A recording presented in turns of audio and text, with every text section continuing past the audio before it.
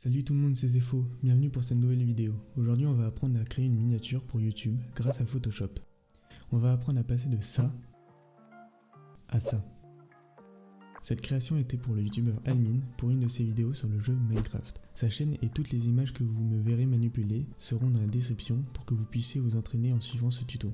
Donc la vidéo se découpe en plusieurs parties, le détourage des éléments puis leur placement, la gestion des lumières pour donner un aspect de profondeur à la minia, le placement des lights et des ombres, puis enfin l'ajout des lumières d'ambiance. La vidéo sera en accéléré pour que vous puissiez voir comment je fais mes modifications tout au long de la création, avec une voix off par-dessus qui vous expliquera comment et pourquoi je fais telle chose à tel moment. En tout cas les amis, j'espère que la vidéo vous plaira, n'hésitez pas à partager la vidéo, vous abonner et commenter pour que je puisse voir vos retours. Donc on commence par le détourage et le positionnement des éléments avec en premier temps l'agrandissement du fond en faisant CTRL+T, puis clic droit sur le fond et retourner l'image horizontalement.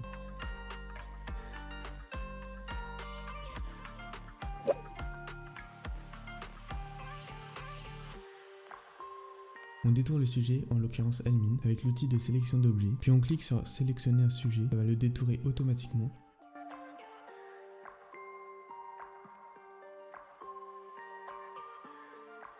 On améliore le détourage avec l'outil lasso polygonal.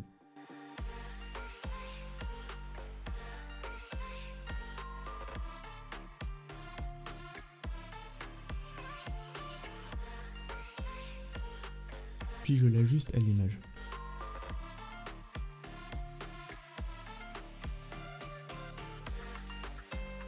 Une fois que c'est fait, on applique un filtre caméra raw où on va baisser la texture pour donner un style un peu plus lisse, puis on va augmenter les blancs et baisser les noirs pour faire ressortir le sujet. On fait pareil pour la coupe, mais cette fois-ci pour le détourage, on peut utiliser l'outil baguette magique.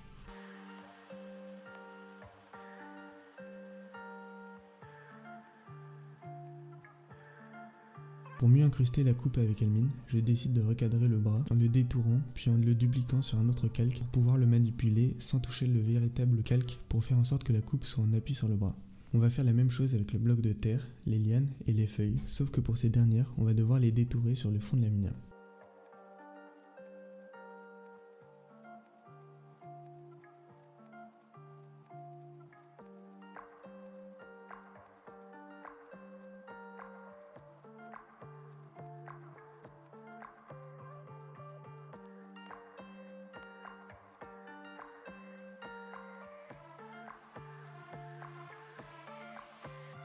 On va ensuite rajouter des confettis. Pour les détourer, on va suivre le même principe que pour les autres éléments, et pour ceux qui sont mal détourés, on peut les effacer avec la gomme.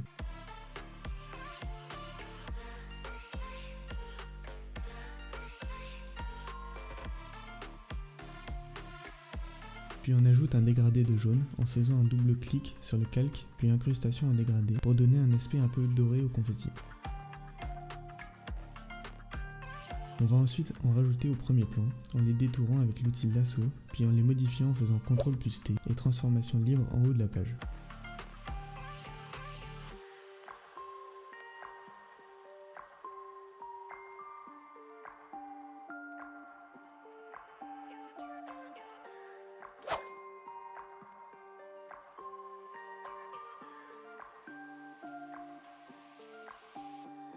Et enfin, on fait la même chose avec le point d'interrogation, en jouant avec les calques pour le mettre sous une des lianes, mais pas tout dernier.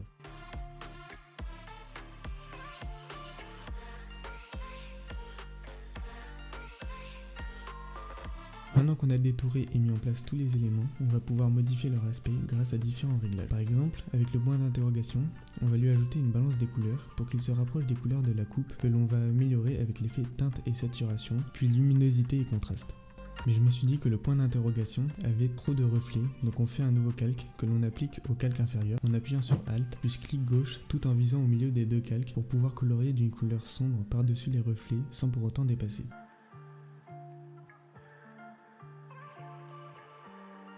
Après avoir recoloré, on ajuste l'opacité pour réduire les reflets.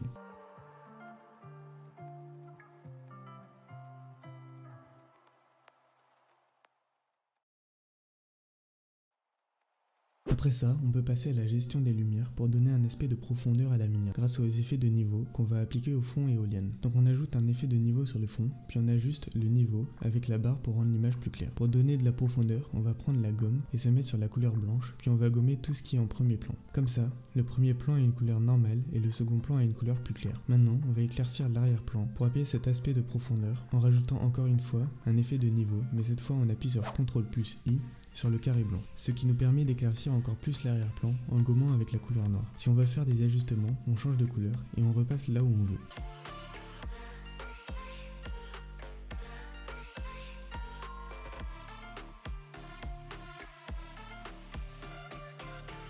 Puis on fait la même chose pour les lianes, c'est-à-dire éclaircir celles qui sont le plus longues.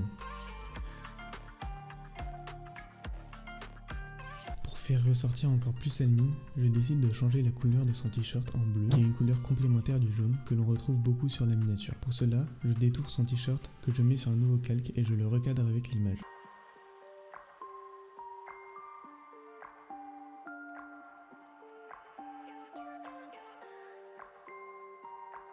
Maintenant, on remarque beaucoup de plis sur son t-shirt, donc je décide de rajouter un filtre caméra raw, puis je baisse les détails, augmente les blancs et baisse les noirs.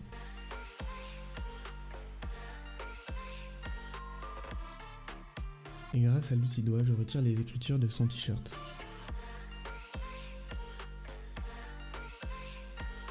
Pour en revenir au changement de couleur de son t-shirt, on doit ajouter un effet de teinte et de saturation et chercher la couleur que l'on souhaite, en l'occurrence ici le bleu.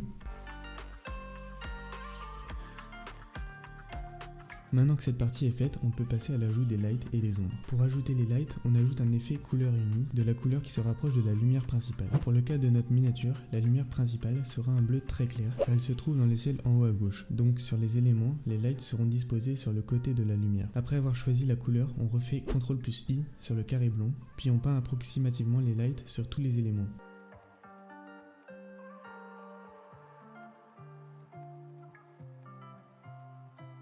Et enfin, on change le mode d'incrustation de ces lights. On va faire ce processus sur le fond, sur Almine, sur la coupe qu'on va par ailleurs modifier comme avec le point d'interrogation pour cacher les reflets trop présents. Et enfin, sur le cube qu'on va assombrir un peu car il est en premier plan pour garder cet aspect de profondeur.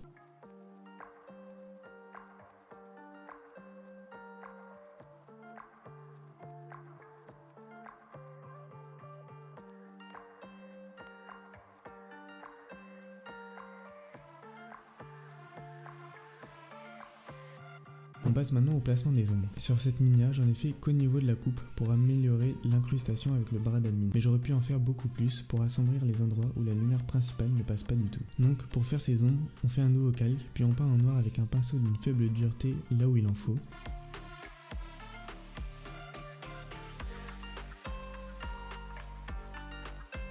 Et on baisse l'opacité.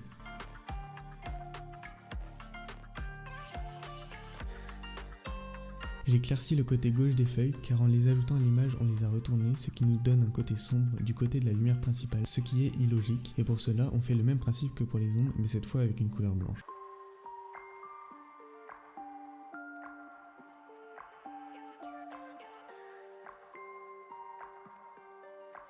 On passe maintenant à une partie qui est très simple et qui change tout, c'est l'ajout des lumières d'ambiance. Pour ce faire, on va créer un nouveau calque et avec un pinceau ayant une dureté à 0%, on va faire un ou plusieurs points derrière les éléments principaux en mettant des couleurs similaires à ces derniers, puis on baisse leur opacité.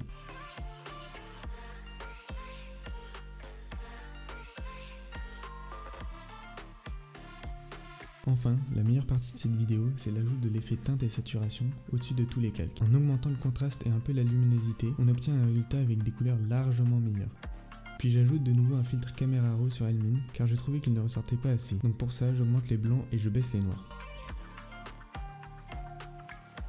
Ah, d'ailleurs, avant de vous montrer le résultat final, j'ai décidé de blanchir les dents d'Almine, qui étaient devenues jaunâtres dû aux nombreux changements de couleur. Pour cela, même principe que d'habitude, on détourne les dents, puis on ajoute un nouveau calque avec une couleur blanche où l'on réduit l'opacité.